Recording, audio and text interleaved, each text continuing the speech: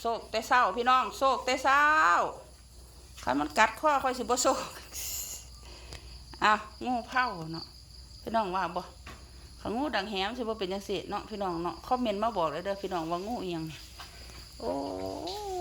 เจ้าก็มาแต่เช้าเนาะเอาโศกเด้อเอาผู้ใดเห็นคลิปนี้อย่าลืมหยังก่อสุภาพเรือเฮาว่าสิซื้อเลขเล่าเกต0มันออกเกต1นี่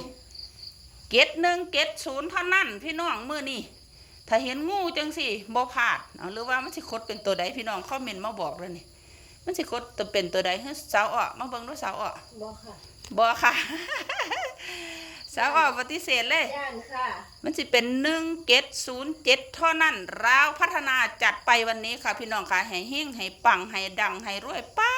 ดพี่น้องเอ้ยปาดมาคดให้ปานนี่หวยแลบลิ้นพร้อมนี่เดี๋ยวเพิ่นสิว่าของปลอมบ่เนาะพุ่นแลบลิ้นแลบแลบแล้วพี่น้องเอ้ยนี่เอาโศกมันสุขสุคนเด้อ0117โอ้บ่แม่นเว้าผิด